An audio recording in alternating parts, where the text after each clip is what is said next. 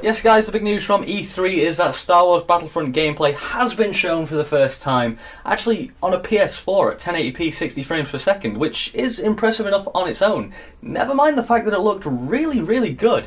I mean, not necessarily when you compare it to some of the single player games that are coming out now. I mean, Witcher looks amazing, and I don't think it's quite up to those levels.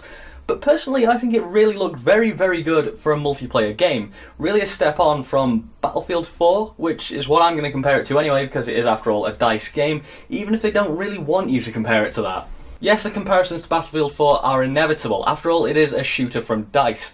But personally, I feel like it will be more than just a reskin.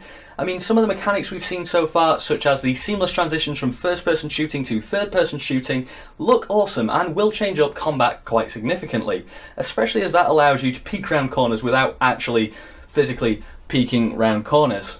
That, however, is not the only gameplay mechanic that sets Battlefront apart from Battlefield 4 and other shooters of the type. As this trailer shows, there are lots of other mechanics that make this its very own distinct game, such as the use of heroes like Luke Skywalker and Darth Vader, who at one point in the trailer chokes a rebel soldier with the Force from quite a distance. It looks very powerful, no opportunity for the rebel soldier to retaliate, and that really will be powerful in a multiplayer game. Alongside the heroes, we also appear to have a set of unique gadgets to help the game set itself apart, such as the personal defense shield, which sets up a small bubble around the player, absorbing some damage, and the slightly larger multiple person defense shield, which sets up a bigger defense shield and takes more damage to destroy. It appears at this stage that you cannot shoot out of these shields, as that would be a bit too powerful, to be honest. Let's face it, you can't take any damage, but you can kill them. Seems a bit unfair. Now, the game mode displayed in this trailer centres around the AT-AT. One team tries to defend it while the other tries to take it down.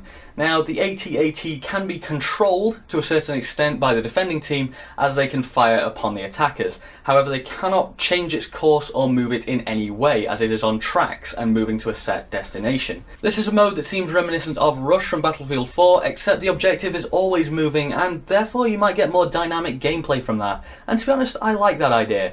Yes, in Battlefield 4, Rush is a fun game mode, but you always know exactly where the objective is going to be, and you always know how to get onto it if you play those maps often enough. In this, you can't always predict exactly where it's going to be at the exact second that you're going to attack, and therefore you have to change up your gameplay in order to win the level. Alongside this game mode, a survival mode was announced, and to be honest, I'm not that excited about it. It sounds like wave after wave of enemy coming at you, a bit like COD Zombies, but without the zombies. And COD Zombies without the zombies is pretty shit. So, to be honest, I will play it, I will give it its fair chance, but for now, that doesn't really impress me that much. Don't get me wrong though, I am absolutely fully hyped up to the max about this game. I cannot wait, and the second it comes out, I will waste hours of my life playing it, because it is Star Wars, and it looks fucking awesome right now.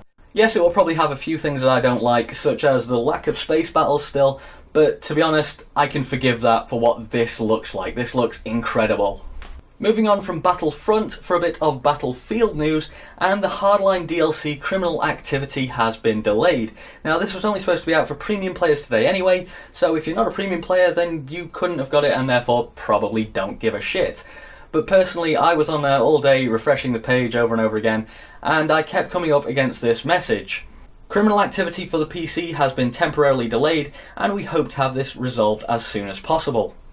Personally, I expect this problem to be solved very quickly. It might even have been solved by the time this video goes up. I mean, after all, I do have to edit this and then upload it, so who knows, it could have been done by then. But worst case scenario, I think we're waiting at a couple of days, absolute maximum, but I'm not that worried about it. I really think it's hours, not days. And like Battlefront, I have really been looking forward to trying that DLC, so I'll definitely be playing it and probably making a video on it. So if you want to see that, click that subscribe button. And in the next few days, I will have an E3 reactions video, probably with a friend, where we talk about all the major conferences, Bethesda, EA, Sony, Microsoft, all of them, and give our thoughts on them. I forgot Nintendo, by the way. He's really excited about Nintendo, so that'll definitely get a mention. So there you go guys, if you want to see that, click that subscribe button. If you enjoyed this video, give it a big like underneath.